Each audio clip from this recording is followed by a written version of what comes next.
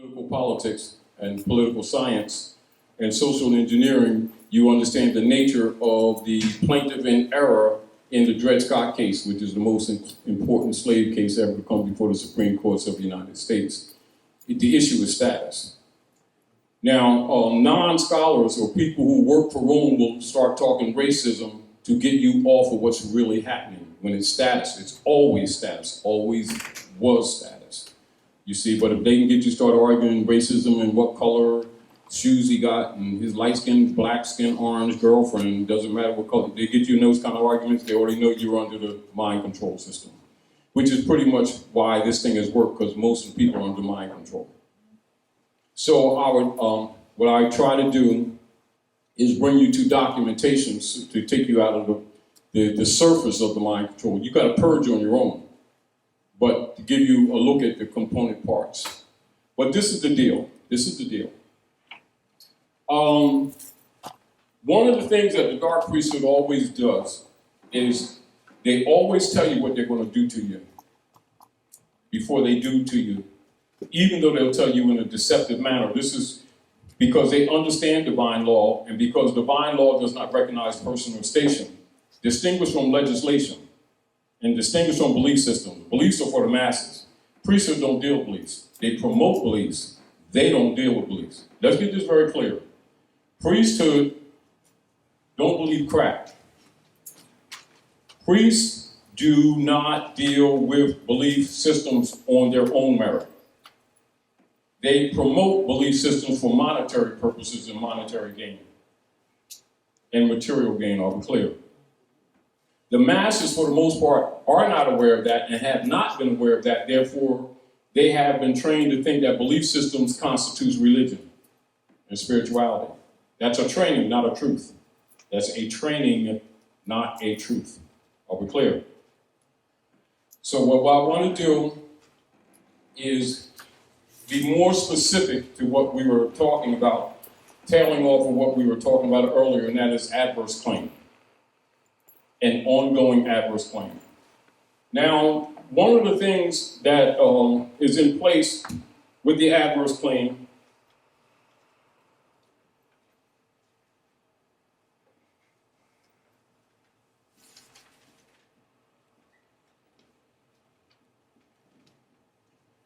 Now let's take some things that may be synonymous or close to this. It would be estoppel, rebuttal, counter, claim, think along those lines, all right? All right? Now, as we talked about in foreclosure operations a couple weeks ago,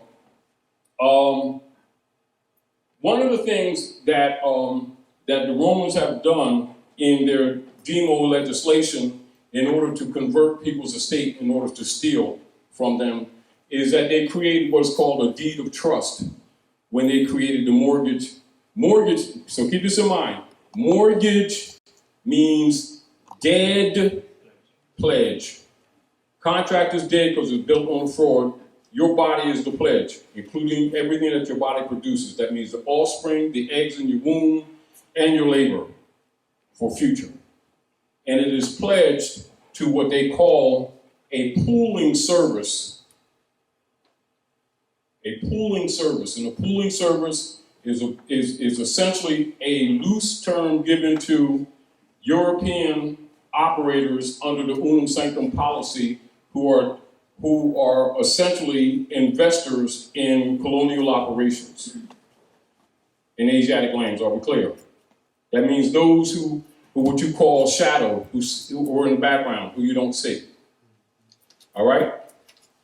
The instruments that are presented to them, marriage certificates, birth certificates, driver's licenses, other licenses, are really bank bonds, all of them.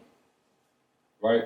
So the masses who usually are groomed from childhood to have the mental capacity of children, and they refer to amongst them as boys and girls, don't know that these instruments are bank bonds. They think they came from Jesus, God, and Allah and stuff, and with a marriage certificate, and it's just so good of the Lord and stuff.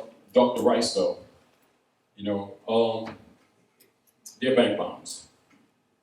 and then they bundle them together, and they sell them on the stock market.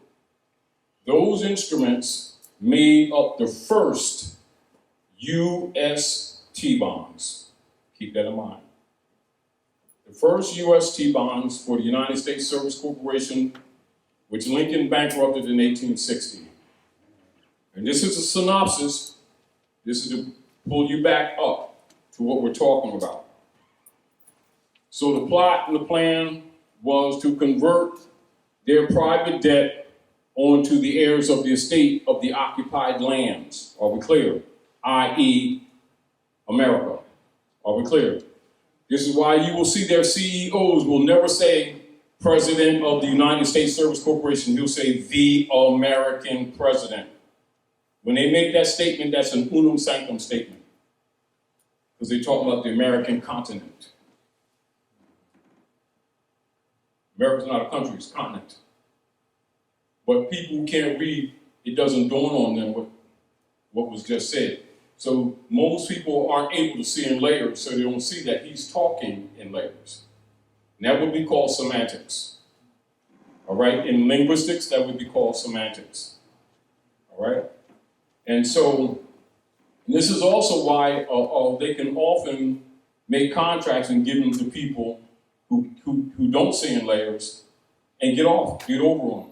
Like, for instance, like, as an example, like, say this area here. Say they have some plans on redeveloping this area, and they want this land, or they find some value in some parts of this land, right? And these people have been settled in this part for years, and most of them think they own their houses, and it was grandmom's house, and right? Got mortgages and stuff, right? All right, so they'll come in and they'll just use the Negro tax and tax them all out of the house, take the houses, because the mortgage never meant ownership.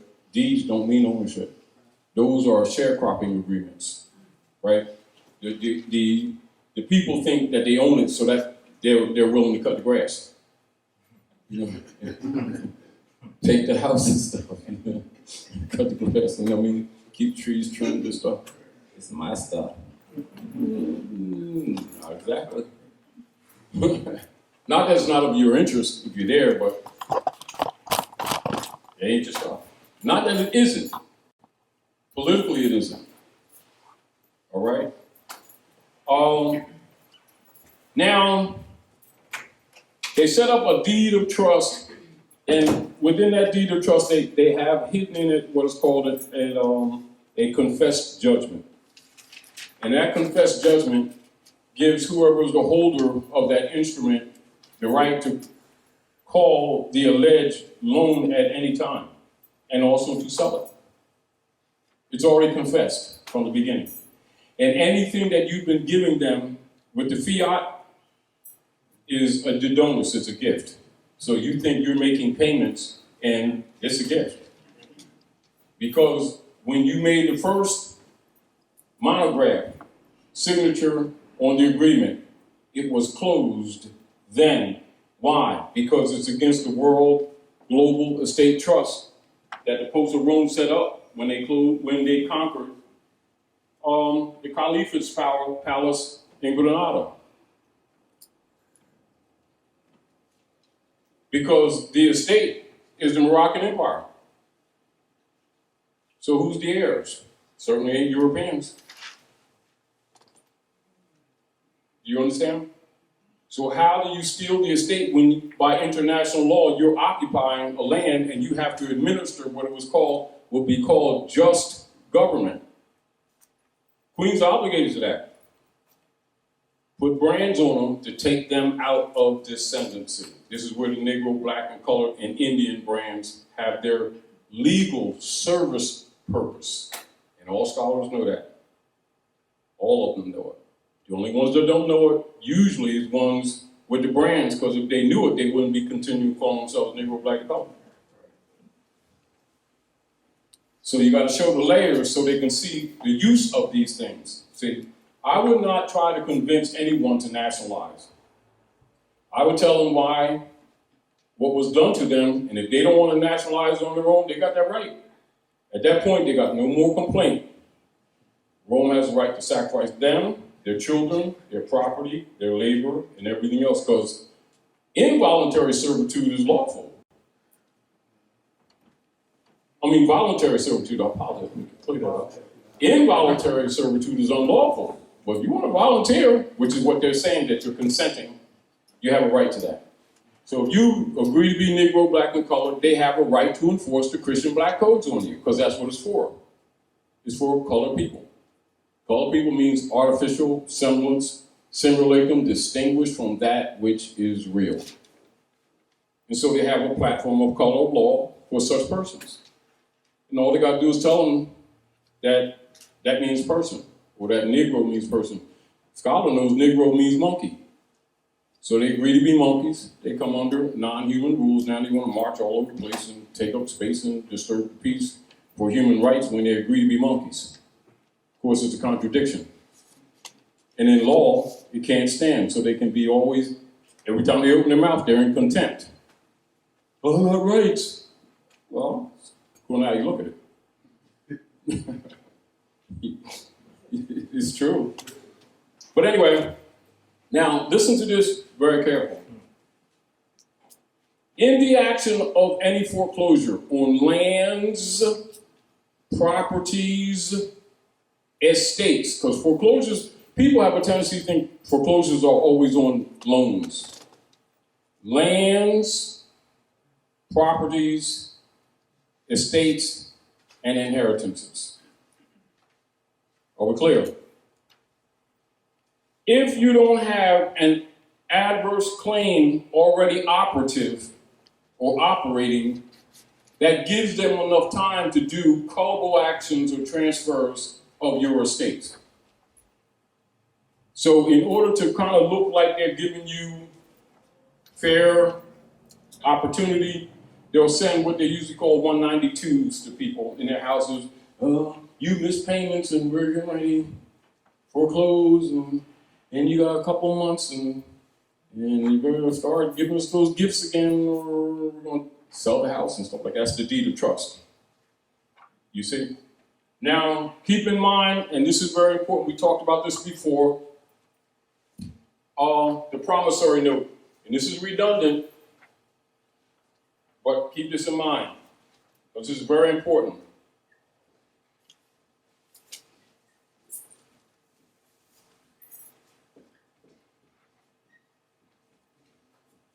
Now, the promissory note has a 9-month maturity. That's very important to keep that in mind. And we went over this before because this is very important. Now, the promissory note is essentially the major note that they get you to monograph. All right? Put your monograph on it, your autograph on it. All right? Because we're talking about, when they be talking about, your signature is the money. It is not. All right, I want you to be very clear on this. It is a sanctioning for them to go in and out of the Sister QV trust that they set up. Not unlike the Cusick number on the Social Security that Roosevelt did. Works the same way. Are we clear? So you're a beneficiary or you're an heir. In truth, an heir unconditionally. You come Negro, black, and colored, now you're an heir conditionally. Or you're an incompetent heir. And then a ward of the state, now you anytime you get any wealth whatsoever, the state will come in and take it. Are we clear? When actually in heirship, in right of heirship, heir property is possessive and not taxable. Are we clear? So in order for them to tax people out of it, to steal it, they put you in their name. This is why the Europeans put their names on our people, Smith, Jones, and Johnson. And then our people have been transacting business at Smith, Jones, and Johnson for generations and think because they got degrees and because they're not stupid and they know the Lordeth and everything that they own stuff. No, they don't. It belongs to the Smith family. And the manumission operation Or write this down so you can connect these things. In the Emancipation Proclamation, when they did the manumission in 1862 and 1863, manumission does not mean the liberation of the people. Manumission means where the European families agreed to convert the operations of their individual private trust properties to the Congress Corporation, which is an oligarchy, which became a private oligarchy, to regulate their estates. That's what the manumission is. Manumission is a transfer of responsibility, not a liberation.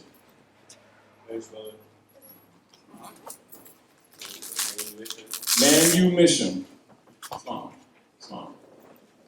is a transfer, not unlike like say everyone here has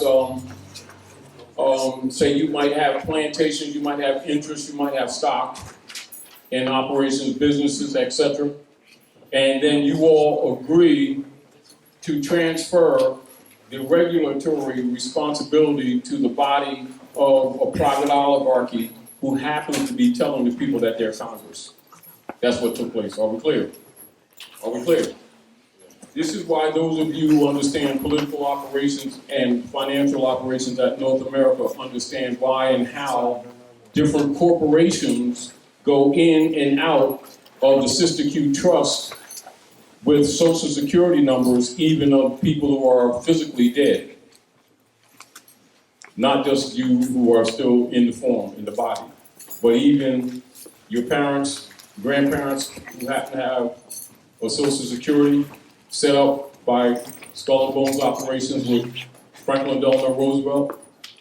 You can go on and start looking at international trade, and you'll see those numbers still operating because it's against the Global Estate Trust.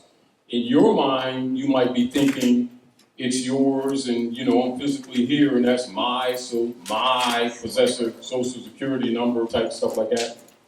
And then when you pass form that the benefits going to go to your children, whatever, then not that they don't get some cookies, they'll get them some cookies, but that number is to the Global Estate Trust, and it continues to operate. Are we clear? And so the U.S. democracy platform is designed to be self-perpetuating. It has nothing to do with service to you, it has to do with bleeding you to death, and then even after death. Are we clear? Are we clear? We're clear. Now, as an example, when the Prophet Noble Ali was on the scene, he had the Moorish Temple of Science, and some call it the Moorish Holy Temple of Science. He set up a trust, and the Moors were to put all of their property in trust. And grand sheikhs and sheikesses, chairmen, moderators were put in power to make law and were to protect that trust. But I don't have to go into that. The great sellout, part of the great sellout was the undermining of that activity. And so most of the people still don't know what trust is, what trust law is, how it serves, what its purpose is, and what is a counter to what Rome is doing, living off your birthright.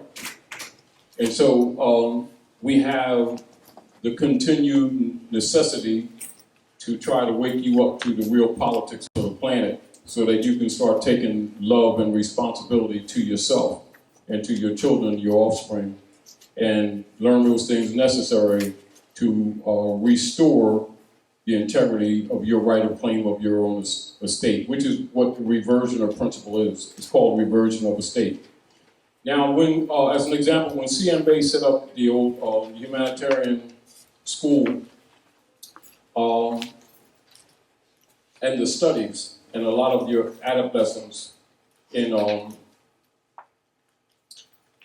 40s, early 40s, and he also established a document which it itself explains the Zodiac Constitution of the Moorish nation to make you aware of what's really operative here, etc.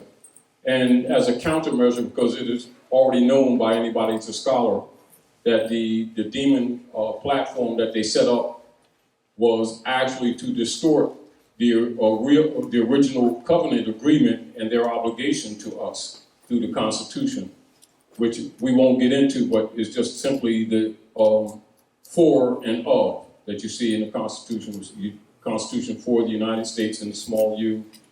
Constitution of the United States is really for the platform of the demons after 61. All right.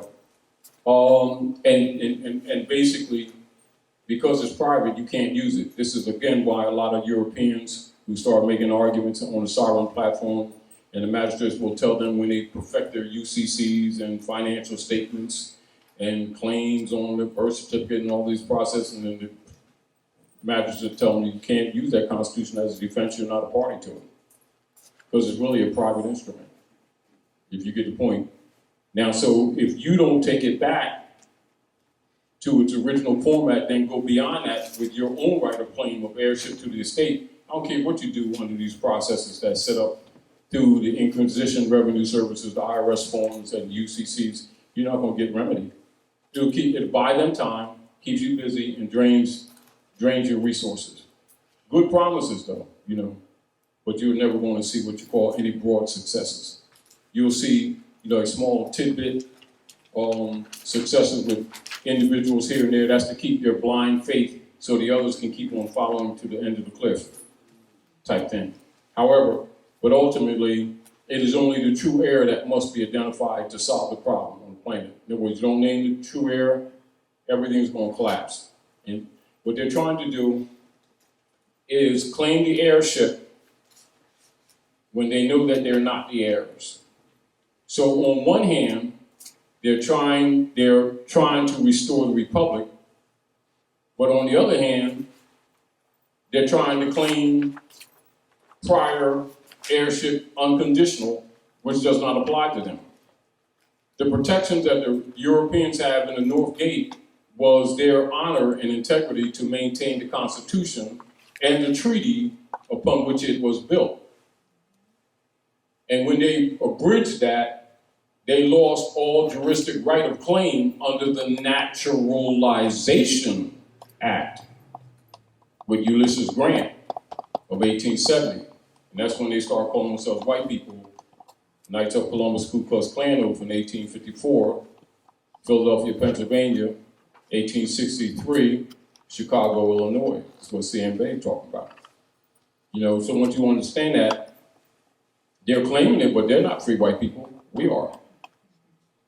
And it's a status, it's not a complexion. Islam. And this is why when you look in the questionnaire, that's why it's important to really study the questionnaire, because Drew Ali leaves you codes in there. Say, white means what? Purity. Purity means what? God. God means what? Lord of the land. Ruler of the land.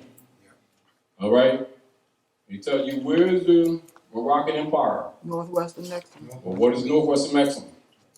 The North Gate. North Gate. All right, so who's the heirs? We are. All right, so that's why it's necessary for them to pay people that look like us to keep pushing the black codes as if it's legitimate. And as soon as you do that, you take yourself out of heirship. But it sounds innocent, doesn't it? It sounds like, they're doing, Afrocentricity a favor. And, the black man of color. And they just took you out of heirship. And this is where the power of semantic linguistics has its role in society. When you see the judicial proclamation that we make available to anyone, and the name correction and change, that's an adverse claim. Those instruments are adverse claims because it is assumed under the rule of hypothecation by the Lords of London that all of the heirs of the estate come under the Christian black codes and thus come under the jurisdiction of the United States oligarchy, Congress, impersonators who are beholding under the secret treaty of Verona to the Lords of London under the secret treaty of Verona, and thus have right of all your estates, which is absolutely all that they've been doing. It is that simple. That's what they've been doing. So it's important for them to encourage you to agree to be Negro, Black, or colored, because these are brand systems set up by the owners of the East Dutch Company, East Dutch India Company, that pretty much masters now to about 98% of the Isle of Manhattan, which you call Manhattan. This is why they say, the Moors, they'll say the Indians sold themselves out for a string of beads and rosaries. They're talking about Rome. You understand? And so that's why it's important for much of their trade to take place in the land of Nod, or Amsterdam, that you call New York now. This is also why your Roman soldiers, your first Roman soldiers operating in the north, call themselves the gangs of New York, and they made contracts under that secret treaty of Verona. They now call themselves policemen. They're actually Roman soldiers. This is why you see them doing the untoward things that they do. But they must pretend that they're law men. Are we clear? But they're actually members of the gangs of New York under contract to enforce unum sanctum policy. So when you know these things, you don't expect them to be moral. You understand? So when they do these lunchbox things, those who know who they really are knows that they're Roman soldiers. Those who don't say, oh, he's supposed to be a cop, he's supposed to protect us and stuff, but he took my sandwiches and stuff. Well, that's because you don't understand what he really is. But their job is to keep you thinking that they're there to enforce constitutional law. No, they're there to undermine the Constitution, the treaties, and to keep your families destabilized while pretending to be there to help you, when their job is to protect the U.S. corporation company and its subsidiaries. Is why we look in any Supreme Court laws relative to people making that argument about policemen. Any Supreme Court case will tell you their job is to protect the corporation, not you. That's even documented. So the point is, get it through your head, stop having false expectations, and then start organizing and taking responsibility for your own communities. Are we clear? But you cannot do it without knowledge. You have to do it with knowledge. Are we clear? All right? Because belief is what got you in trouble. And beliefs have been promoted by mind control systems in order to get you in the condition you're in now, which is why we're in trouble. So you got to kind of get over yourself, get over your egos, dump belief, and start dealing with knowledge. And so you're going to have to study. And then you're going to have to study some more. And then you're going to have to study some more. Then you're going to have to cross-reference. Then you're going to have to start restoring your libraries. Rome concentrated for centuries burning libraries. They called indexus expurgatorius, indexus prohibitorum, loosely referred to as the great book burnings to bring you into darkness. It is important and incumbent upon you to take it upon yourself to recognize that man eats not by bread alone, and to restore the libraries to your houses, which was your customs and your culture prior to European colonial operations. And this was not a wild man's land, and this ain't India, and we ain't Indians. So get over it. Wake up and start getting some work done. Now, again, to adverse claim. In the process of any foreclosure on estates, lands, and keep in mind, escheat, that's what they're operating with, escheat, E-S-C-H-E-A-T. Whenever any operations of any of the municipalities dealing with your estates, your property, it's an escheat action. This area that we're talking about is the basis upon which they use for justification of their entry into the estate. Are we clear? Deed of trust. Are we clear? Now, which is why they created or converted their allodial titles into mortgages and deeds so they could have what you call administrative interest in them to justify an actionable jurisdiction. Are we clear? So under allodial law, they would not have been able to do that. Under the organic or the original Constitution for the United States, they would not have been able to do the stuff they're doing now. That's why they needed to set up the demon platform, which is called the U.S. democracy. All right? Now, keep this in mind. in the instance of an alleged foreclosure, a right of defense, write this down so you can keep this at all times in your mind. A right of defense by way of adverse claim is an automatic in the process of any foreclosure. Are we clear? The fact that the action comes about, the adverse claim comes about with it. Are we clear? By process. But, and that but is a qualified but. You know and I know that most people have not been aware of the adverse claim. They hear the word foreclosure and nobody talks about adverse claim. When the action introduces this, are we clear? It's almost like somebody give you a bottle of water, the bottle comes with the water. You get it? Yeah. Somebody give you a glass of Kool-Aid, the glass comes with the Kool-Aid, you might, you understand? They don't say hold your hand and hold the picture like this. They give you a container, right? Adverse claim comes with foreclosure. The reason most people lose is because they don't have an adverse claim. And no one tells them that. Are we clear? And logically, someone who's robbing you is not going to remind you of this because they're doing a foreclosure action and you're not countering them because you didn't know that you had the right to. And it should be written in the agreement in the first place. Are we clear? This is why all foreclosures are called abandonments. What they're saying is that you abandon your adverse claim. Are we clear? So, I'm not going to continue on that. I'm going to go back up a little bit to the original contracting. Because I want you to stay focused in this area about this adverse claim.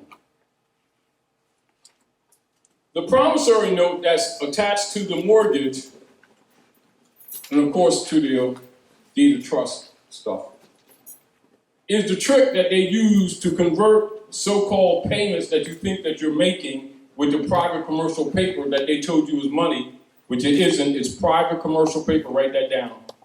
The fiat that they're operating with is private commercial paper, which means it doesn't belong to you in the first instance. All right? But they tell you you earned it. And they tax you on it when it's actually, it remains theirs. That's how they tax you, because it's not yours. And then they get you to agree to keep calling it money, which makes you contemptuous because you're lying, because it's not money. And therefore they can put the liability of its debt on you, since you confessed that it's money, when it's not. A little louder. Yeah, and saying you made payments which you have not done. So they write into the mortgage deed donors, which means gift. See, so that way, on that surface, they didn't lie. Right. So every time you say you made the payment, you lying. Exactly. And you the fraud. Exactly. They set you up from the beginning. So what did you say then? This is why we're talking about the adverse claim maker. That's what I'm trying to say. I'm going with a lot of other things to give you a picture. But I'm focusing in on the adverse claim and rescission of signatory. Now, even making an adverse claim if you... Mike. Wait, please, don't ask questions without the mic, because they can't hear you. Thank you. Okay. So even making an adverse claim, even in order to make an adverse claim, you have to declare... Be aware of it and be competent. But if you're not in Proper person, that makes you ward of the state. It doesn't matter anyway, right? Of course, that's why they did the branch system. So what we're doing is unraveling the onion so you can see your responsibility. In other words, you've been buried in semantic clauses. All I'm doing is showing you how they buried you and saying, get up out of the grave. You know, like when Jesus told Lazarus is begging, and Jesus said, "Get up from the rich man's feet." What is really meaning that Lazarus got an estate, and he begging this man, and he got an estate. He's wasting your energy. You need to be aware of yourself. Just like when he said, "I come amongst my own, and they receive me not." Well, what do you think happened after that? Now they serve in Rome. Now they want to complain and march all over the place and pray. And it doesn't work. They keep this stupid stuff up and pass it to the next generation and blame the devil. Who was Ruth? Moabite. Circle. Yeah. She was a great woman. Yeah. Questionnaire, right? It's 101s. Who was Ruth? Ruth was a Moabitess. Who was she? Yahshua's great-great-grandmother. She was Moabite, so is he Moabite. So that means she had hair like lamb's wool, skin like burnished breast. And so did he, didn't he? Is that who you see these people put on the walls in these buildings that keep accusing to be in his houses? You got Michelangelo's nephew up there. Talking about he Jesus. Then they transacting, buying and selling with the mark and the number of that European name, knowing that they're doing that. This stuff is not buried. So that means they are knowingly operating in hypocrisy, aren't they? Yeah. Hypocrisy is another way of saying they are without lying, ain't they? Misprision. But they be saying it's truth, don't they? And they saying the Lord, Lord, Lord, and sandwiches and stuff, right? Because they don't know they're Moabite, right? They don't appreciate that they are. So they gave up their birthright to serve Rome. Now they pissed because Rome's screwing them. They even buy and sell with Roman names. I mean, that stuff is not recent. You don't need to, get all metaphysical and look for the 13th planet and all this stuff and Nibiru and where there's two suns. And you don't need to dig beneath the pyramids to figure that out. You can go into records. Contemporary records within the last 50 to 100 years. Find out these people ain't Smith, Jones, and Johnson. You can go to Charles' Dictionary and see that these people are Moors. But they insist on being black, but they want to complain about the black codes. So we don't need to go there. We're just talking about things that are available to a child. You can send a child to a library and show them that. Right? But we're going to get back to adverse claim. What do you do? Now, so keep this in mind and write this down so that you keep your head clear. Fraud has no statute of limitation.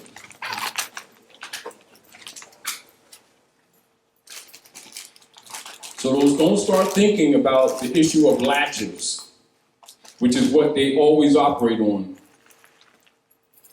And latches is a legal term used in meaning that you have not made your claim in a timely fashion, therefore you abandon your capacity to introduce the claim. So fraud supersedes that. So I've been buried 3 years, and the dust in the ground. Damn, this is the casket and stuff coming out. All right. All right. Right? Lion's claw. Coming out. Yeah. That's all, man. Yeah, they find all down there all the time. I did some new clothes and stuff. Right? You see all these people, they was partying on your land and all this stuff. Yeah. They paint my house pink and stuff. I'm suing somebody. So you show up making a claim that, oh, you can't, it's late, you've been dead. Not actually dead, not physically dead, but civil litter mortuus. See the Negro, black, and colored? They buried the people under the Negro, black, and colored brands, accused them of abandoning their estate, and under wardship tenures have been what? Making adverse claims against your estate by claiming you to be U.S. citizens, which you would never were under the 14th Amendment, the conversion of their private debt onto the heirs of the estate. That's the service of the 14th Amendment. This is what Raleigh was warning about in the Divine Warning by the Prophet for the Nations. So what we're talking about is function. We want you to be clear on the function on how the birthright is stolen, not saying they're stealing your birthright, and then you say, oh yeah, man, they're stealing my birthright. Then somebody asks you to explain how they're doing it, and then you can't competently explain it. You're incompetent. Then if you're not being yourself, you can't make a claim. Because in law, you ain't being yourself, you can't make no claim. Just like, like somebody from Wendy Burger going to McDonald's trying to tell them how to put pickles on the sandwich. And they say, no, you can't. That's not happening. And we need to understand that in law.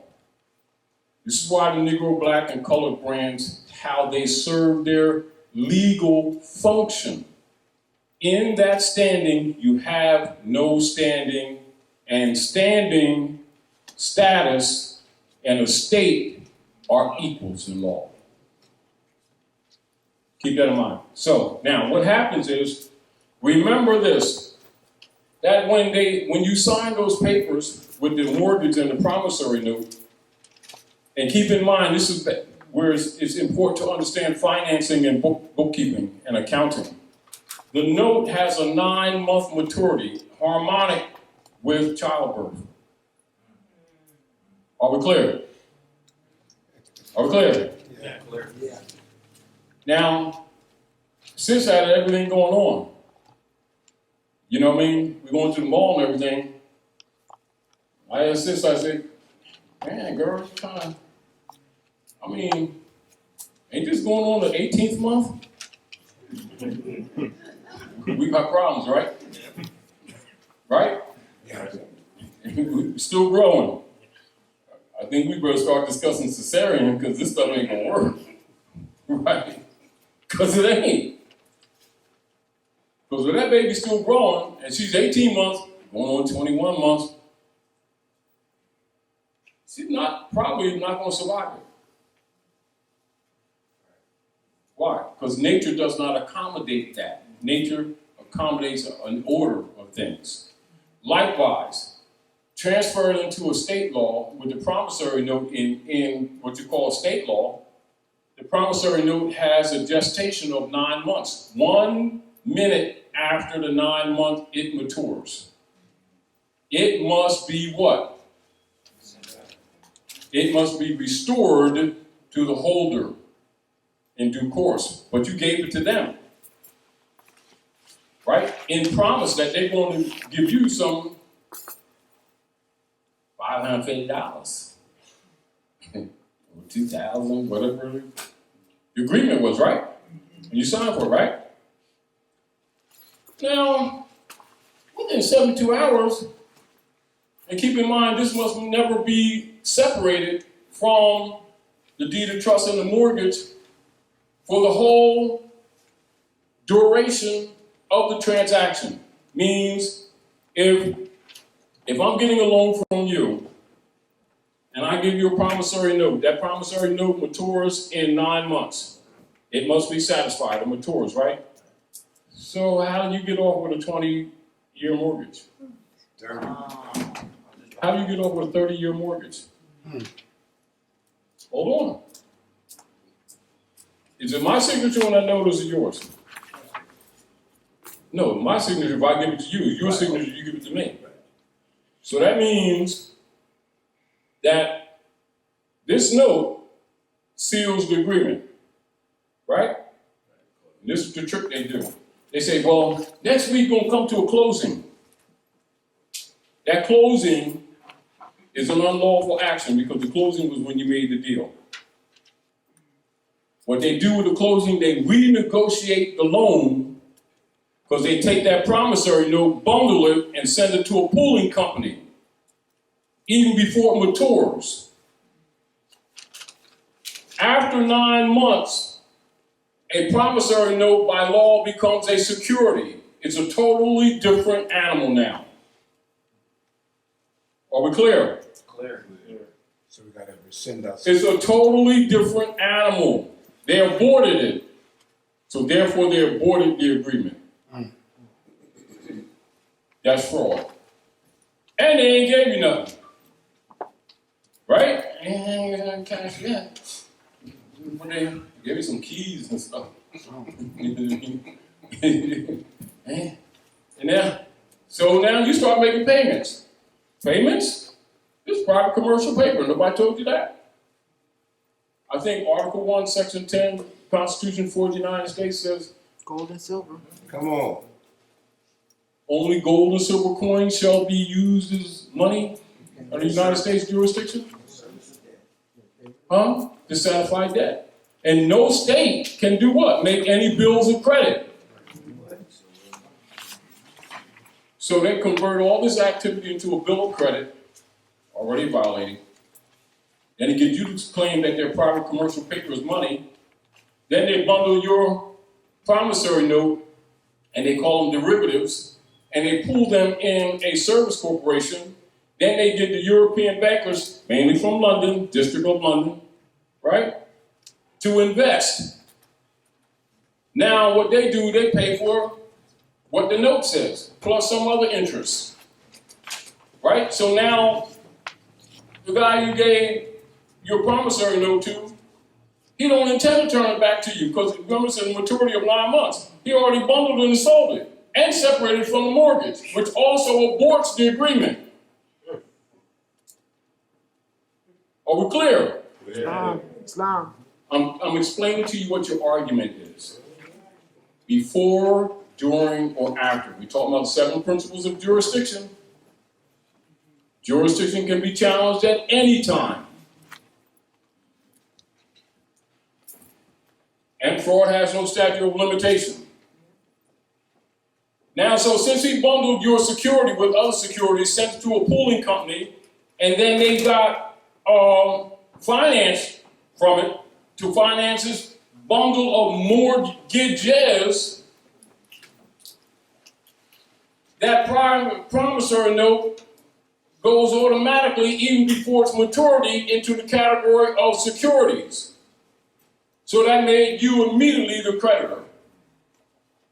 That's how they monetize your signature. But yet they'll write you in the book as the debtor and write themselves as the Creditor. holder in due course and creditor. And with the deed of trust, they set themselves up as trustees over your estate. And then they take the payments, alleged, that you make as a gift to donors, and they may put a 0.5% or some percent to make it look legitimate to what they allege to be the principal, and all the rest they split between them and the pooling company to pay the interest on the debt that they created for the expenditures they got from London, who's regulating all these operations because the U.S. is a corporate colony, not a country. The same thing with the Polish. The United States is a corporate colony company, not a country. It's occupying Morocco, but the Moroccans forgot that the country is Morocco.